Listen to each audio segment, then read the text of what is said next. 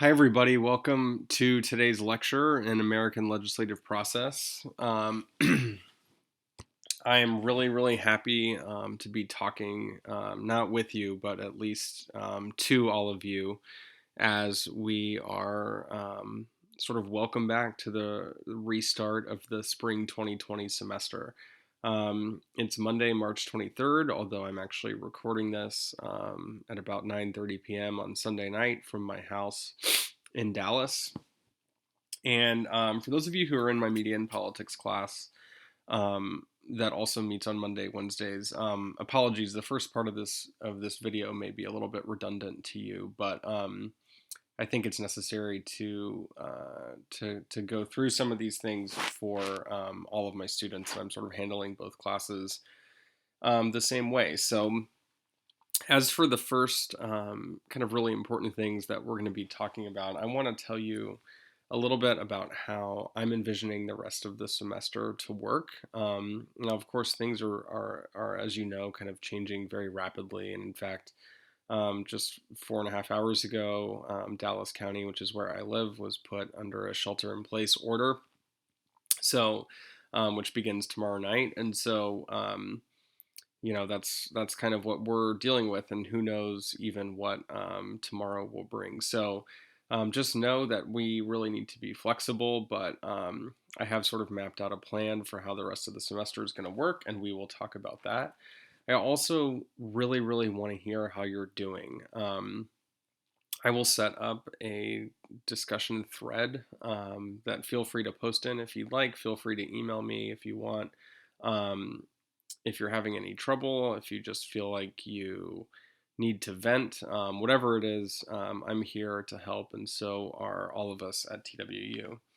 And I really am concerned, obviously about this semester, and I hope that you have a good experience in the rest of the class and all that stuff. But to me, the safety of you and your families and your loved ones, to me, is so much more important than anything that we could possibly be talking about with respect to Congress. And so I urge you, if you're not yet taking this very seriously, I urge you to start taking it seriously. I urge you to practice social distancing, try and maintain physical separation from people. I know this is very difficult, of course, but evidence suggests that it's the only way that we can avoid some really bad outcomes.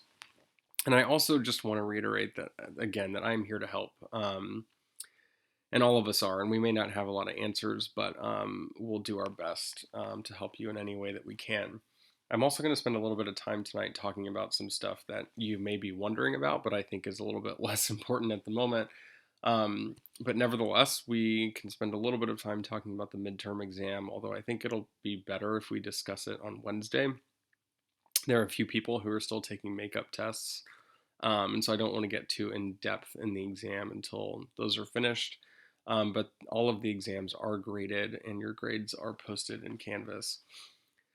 I wanted to spend a little bit of time talking about academic advising. I know that's something that's on a lot of your minds and will be on your minds soon if it's not already, trying to decide what courses to take during the summer and what courses to take during the fall semester, assuming, of course, that those semesters are kind of moving forward as planned. And so I want to spend a little bit of time talking about the courses that we're offering, and hopefully answering some questions about advising that you may have, and that could save us all a little bit of time. And then we'll talk a few slides worth of stuff on finishing leaders and parties in Congress, which we did not get to before the midterm. And then we will introduce the section on committees, which we'll spend most of Wednesday talking about. So first, how is this semester going to work? Just to give you a quick update on my current situation. So both of my kids are home from their daycare, and I've mentioned I have a 4-year-old and a 1-year-old who'll be 2 in a few weeks, and so they're both home. Their daycare is actually still open, but my wife and I made the decision to not take them, and this is in large part not because we're super afraid that they would be infected by coronavirus, although, of course, that is a consideration, but that children seem to be handling this pretty well and can be sort of asymptomatic, yet still spreading the disease and the virus to others. And so our thought was that we should probably keep them at home. And so this shelter in place order that Dallas County just announced is actually not going to have much of an effect on us because we've been essentially sheltering in place for the past week. And that includes my wife, who is working from home as well, her very demanding job. And so, kind of how this has shaken out is that for the most part, I am with my kids during the day, and um, I am kind of a full time parent during the day. I will have a little bit of time potentially at lunch to answer some emails. So if you email me in the morning, there's a good chance you will not hear back from me until the evening when my kids go to bed, although I might be able to get back to you at lunch sometimes. So anyway, I just ask that you be patient because we're, dealing with things that many other people are dealing with too. So there just may be a little bit of lag time with respect to my communications to you. The other thing that I want to mention is I'm trying to set aside time at night to record um, these lectures. And so, for example, tonight it's 9:30 on Sunday night, and so anyway, that's gonna kind of be the plan. And if we need to talk on the phone, if we need to have essentially some kind of office hours, nighttime is probably going to be the time to do it. As for class content, all of our in-class discussions and lectures are of course going to be converted to YouTube. My office hours are now virtual. I'm happy to talk to you via email. I'm happy to have a one-on-one Zoom conversation with any of you, or FaceTime or whatever, if that's what you would prefer. The easiest thing for me to do if we need to have a sort of longer conversation is probably to find time at night to touch base. But again, that's sort of kind of limited. So if it's not a really pressing concern, let's handle it over email. As for the assignments for the class, so as hopefully you've seen by now, the midterm exam grades are posted on Canvas. Let's actually just talk more about the midterm on Wednesday. I can go through it then. Paper assignment number 1 is now due on Friday, March 27th. Okay, when I originally sent you that announcement email, it was going to be due on Wednesday. However, that's just too close of a turnaround. There's too much stuff going on. And so I'm making it due on Friday. It's due the exact same as it was before, so you'll submit it to Canvas. I'll talk more about paper assignment number 1 in a second since it's due this week. Paper assignment number 2 is now due via Canvas also on Friday, April 10th. And paper assignment number 3, essentially the final paper for the course, is due Friday, May 1st, also via Canvas. The final exam is, I fully do not anticipate us coming back to having in-person classes this semester. So the final exam will be an online administered but open book, open note exam that I'll post on Friday, May 1st, and it'll be due on Wednesday, May 6th. We will talk much more about these things as these lectures progress, but I just wanted to make sure that you're aware of these dates for now. As for paper assignment number 1, of course, it's now due on Friday, March 27th. The length of the paper is 3 pages. The goal of the paper is you have to demonstrate that you have chosen a piece of legislation that has successfully passed both houses of Congress. And that has to be a modern piece of legislation, so from 1990 to the present. You have to demonstrate that you're familiar with the bill. So, for example, what was it about? Who sponsored the bill? Why was it even passed in the first place? Did it address a pressing policy need? Was it something that drew a lot of public attention? Who was president at the time? Did they sign the bill into law? Who controlled Congress? Was it a bill sponsored by the majority or by the minority? So the prompt that I posted on Canvas, and that's been posted on Canvas for a long time, has a bunch of questions that sort of I would be interested in hearing your answers to those questions. And so you can begin there. What this paper does not need to have is a thesis, and I'll talk about that in a second. But other stuff that you do need to have, you need a cover page, You need a works cited page. You have to use APA format. I talk a little bit about this in the syllabus, but you can also check Purdue OWL, which I mentioned in the syllabus, for proper APA citation formatting stuff. If you have questions about that, you can email me. One thing that you do not have to have in this paper is a thesis statement. Okay, so in your final paper, you're going to want to make some kind of argument about whether or not your bill was passed via Sinclair's theory of unorthodox lawmaking. If it suggests support for her theory, or if it suggests that her theory may need to be modified. You don't know enough about the bill at this point, I don't think, to be able to make a determination about that. So right now you're simply in fact-finding phase, and you're demonstrating to me that you know what happened, you know how it was passed, even if you're not sure yet, or you're maybe unwilling to make a stance on whether it was passed in an orthodox or unorthodox way. If you have any questions about the paper, feel free to email them to me. We'll talk more about it on Wednesday, but just for now, that'll do it. All right. So the next thing I want to spend a little bit of time on is academic advising. So, um, as you probably know, class registration for the summer and fall semesters opens in, I think, a couple of weeks or a week and a half if you're a senior. And then, of course, on down the line through the rest of April for everybody else. So, a few things. One, I am, of course, the academic advisor for political science majors who have a legal studies concentration. I'm happy to advise anybody, though. So, if you're a politics concentration and you want to talk to somebody about courses, feel free to email me. Normally, these discussions take place during my office hours in person, and they're actually pretty time consuming. And so, um, given the fact that we are not going to be meeting in person, um, we are going to post some information on the History and Political Science website. And I will send you the link once that's posted. But the website or the information that'll be on there are the courses that are going to be offered during summer 2020.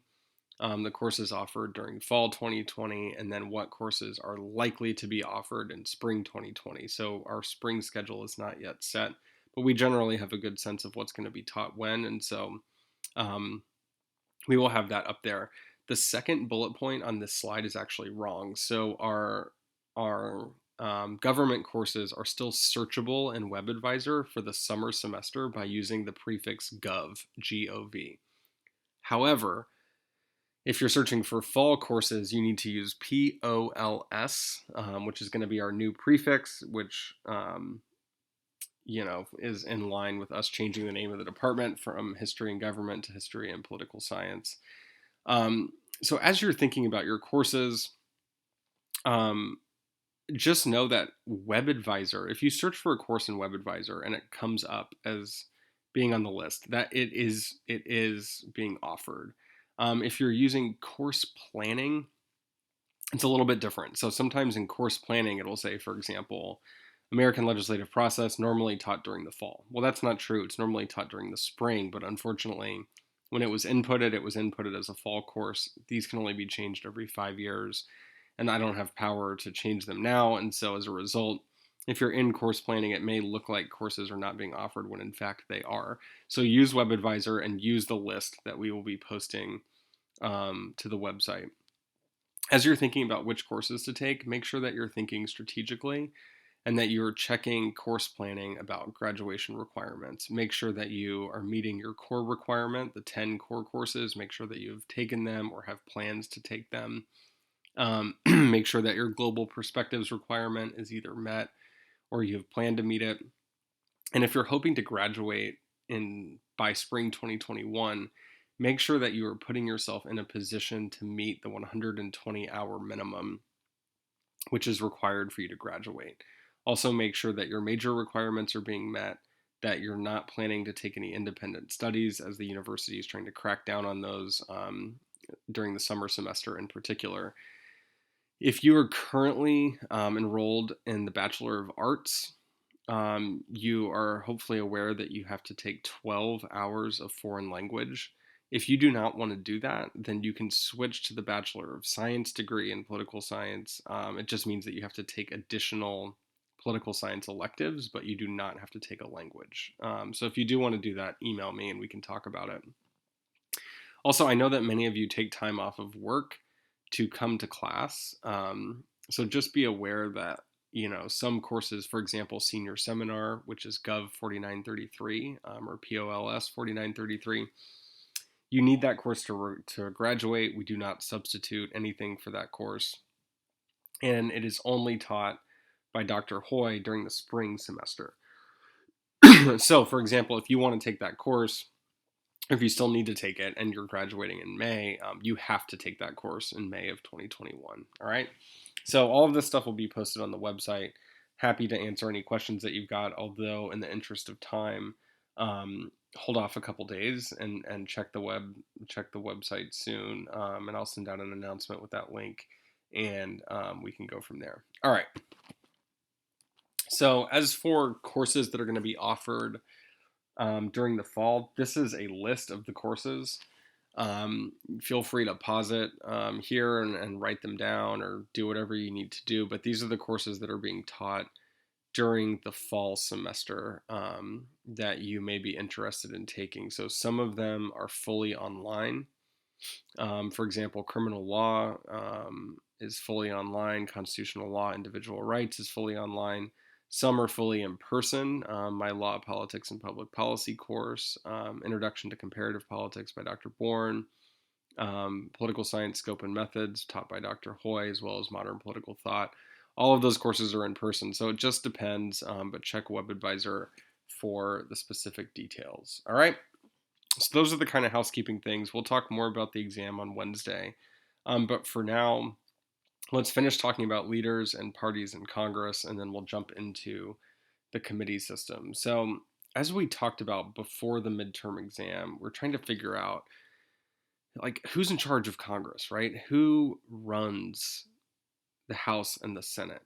And it's a little bit different in both senses, or in both places. So, of course, the House is very regimented. The majority party has basically absolute power in the House of Representatives. They can grind anything that the minority wants to do, they can essentially grind it to a halt. The Senate is a different story. The Senate is a very counter-majoritarian body, meaning that the minority has a lot of power. So the minority leader has quite a bit of power as well as the majority leader. And so we've already talked about how these individual leaders wield power in the House, of course, Nancy Pelosi, in the Senate, Mitch McConnell and Chuck Schumer. But we've also talked about how the parties kind of organize themselves and how they lead in each chamber as well. And on Capitol Hill, this is reflective of the fact that the parties are sort of deeply polarized, but party groups are flourishing.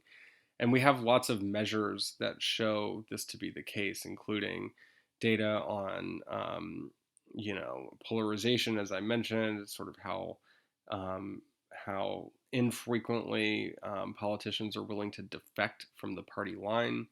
And so there are some pros and cons to this polarization and this sort of intense party conflict. So, on the one hand, unlike during the 1950s, 60s, 70s, and 80s, sort of when there was this realignment going on, which some of you wrote about on the test, there's no party realignment happening right now. And so as a result, if you're a voter who is still confused about what Democrats or Republicans stand for, it's really your own fault at this point, right? Because there are not that many conservative Democrats, there are not that many or none liberal Republicans, and so it really allows voters to better sort of comprehend what these divergent views mean and could in fact encourage voter turnout. And as Dick Cheney, former Vice President Dick Cheney once said, if there are no real issues dividing us from Democrats, well, then why should the country change and make us the majority? And this is exactly as true for Democrats as it is for Republicans.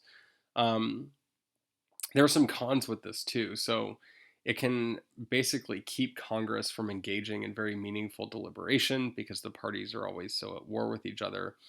And as another quote that we had earlier in the semester demonstrates, compromise is often seen as a weakness by many of your constituents.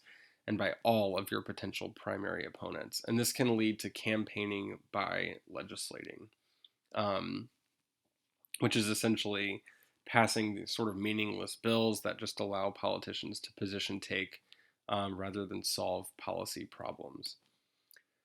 So, as you guys know, we are dominated by a two-party system here in America, and of course, our Congress is as well. And both parties, the Democrats and the Republicans, have dominated American politics since the mid 1800s. And our elections are designed in a way that makes the continued sort of dominance very likely. And in particular, we have plurality elections in single-member districts. And this encourages not only the creation of two separate parties, but their maintenance as well.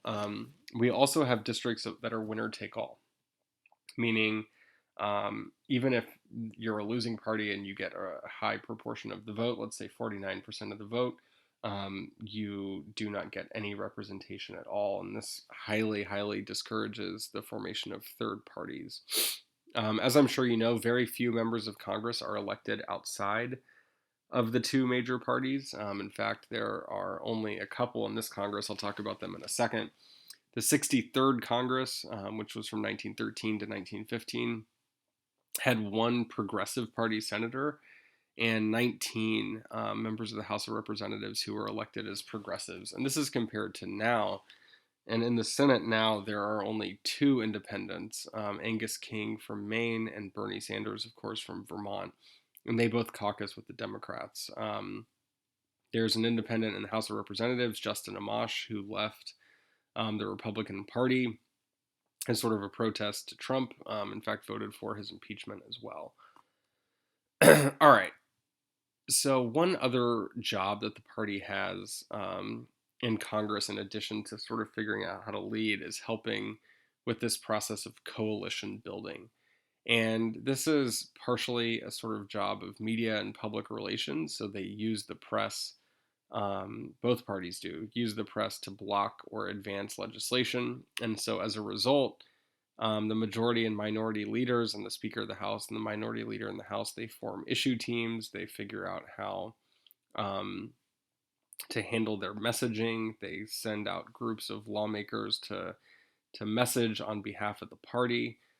So, for example, in the liberal wing of the Democratic Party, Alexandria Ocasio-Cortez is a particularly valuable sort of surrogate that candidates in the progressive wing of the party likes to send forth.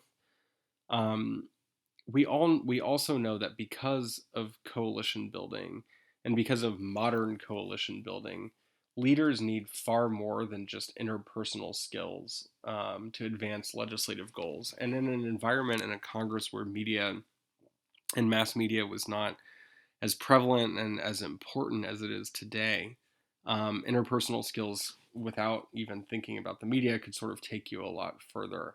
But now the use of consultants has increased. For example, Republicans branding part of Obamacare as including death panels, also calling the inheritance tax, death, death, right? There's death all over the place. Other terms that branding and consultants have dealt with involve repeal and replace, skinny repeal, etc. Those were part of the effort, the failed effort that Republicans had to repeal Obamacare. Lawmakers and parties also tend to use omnibus bills, which is wrapping up a lot of bills in a single package, and this tends to place a huge amount of power in the hands of the leaders in Congress. So some final thoughts on party and personal leadership in Congress. So congressional parties have extremely elaborate organizations, and their leaders have to fill a lot of different roles. Yet it's really hard for party leaders to command their colleagues. This is particularly true in the Senate, right? Because, of course, you're not just a member of the Democratic Party or the Republican Party. You are representing everybody in your state. You're representing everybody in your district. And this can be a pretty tricky thing to do. Nevertheless, the party system tends to organize Congress, and it shapes the measures on which Congress acts. And the former and sort of the organization of Congress tends to promote aggregation, and the latter, the measures on which it acts, tends to promote fragmentation. So those are the final thoughts on leadership, party leadership in the House and in the Senate. I wanted to say a few words on committees. We'll spend a lot more time on this on Wednesday. But committees in Congress tend to serve two functions. They have an individual function, so lawmakers can use committee assignments to benefit constituents, for example. This is, of course, in service of Mayhew and Fenno's reelection goal. Yet they also have institutional benefits and functions as well. They can act as institutional safety valves. I'll talk more about what that means in a minute. And they can also serve as forums for debate and controversies, and they can help to vent, absorb, and perhaps sometimes actually resolve pressing concerns. And so you've noticed, hopefully, during the semester how we've sort of moved the unit of analysis back and forth between the individual and the institutional. And so we can study Congress as a whole, or we can study the individual actors and their decision making processes who comprise this much larger congressional body. And committees, I encourage you to start thinking about committees the same way. And if you remember, committees were a sign that Polsby sort of seized on as sort of the House was a rapidly institutionalizing body, that these organizations that institutionalize tend to divide labor, and that's what committees do. But they also serve lawmakers on an individual basis as well as serving the institution itself. Um, and as far as the institution goes, they can sometimes give citizens actually a greater sense of participation, particularly if your representative or if your senator is on a very important committee. So, why do we have committees at all? There are three reasons, and I'll leave you with this slide for today, and then we'll jump back into this on Wednesday. But according to distributive theory, committees are created to give lawmakers policy influence in areas that are very critical to reelection. Okay, so you can think of committee assignments as being doled out by leaders in Congress on sort of preferential um, sort of basis, right? So they want to distribute high-powered committee assignments to lawmakers who really need it. A second theory is that committees are formed for informational reasons. So, of course, committees give lawmakers specialized expertise, and this expertise allows them to make informed judgments in a very complex world. And the idea, of course, of Congress is not just to get reelected, but it's to formulate policies that actually purport to resolve national problems. And then, thirdly, the partisan theory of committees is that committees are just simply agents of the party caucus. And we mean, when we talk about agents, it really refers to what we call in economics the principal agent relationship. And the principal in an economic setting sort of gives orders to the agent, who then goes forth and carries those orders out. And so the idea here is that committees are not a separate thing. They're not a separate policy-making apparatus. They are simply there to do the bidding of party leadership, and that committee members are expected to support their party's programs or block programs from other parties. We're going to talk much more about these three theories of why we have committees, but we're going to do that on Wednesday. And so that's actually all I have for tonight. And I want to end this lecture the same way that I ended the media and politics one. Which is basically by first saying that I'm really sorry that our semester has been interrupted in this way. And we are facing a time of extreme, not only here at TWU, but in our nation and our world, we're facing a time of extreme uncertainty. And, I do not blame you at all if sort of finishing these classes in a positive and strong way is not the first thing on your mind right now. And frankly, it's not the first thing on my mind either. Um, but nevertheless, I think that um, our coursework can provide us with sort of a welcome respite from the kind of unceasing torrent of bad news that we seem to be facing on a daily basis.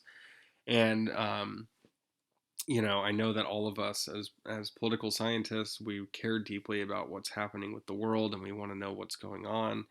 But I would encourage you to step back and take a break if you find the news overwhelming. And I shared this with the other class as well, but I sort of changed my own media habits, found myself changing my own media habits over the course of the past week. I really found myself being affected by this onslaught of news about things that I really could not control. And during times like these, I think that it's important to focus on things that we can control, right? You can focus on your reaction, you can focus on your attitude, you can focus on the health and safety of not only yourself, but your family and your loved ones. And you can focus on things that bring you joy. And so, if the news is not one of those things at the moment, then make sure that you're informed, but um, don't be overwhelmed because we need you here right now. All right. So on that note, I'm going to end um, tonight's or today's class, I should say. And feel free, of course, to email me if you have any questions. We're all going to be figuring this out together. So if you're running into any problems or anything, please don't hesitate to let me know. I'm here for you, and all of my colleagues here at TWU, of course, are here for you as well. So, on that note, please have a great day, and I will talk to all of you again on Wednesday. Bye.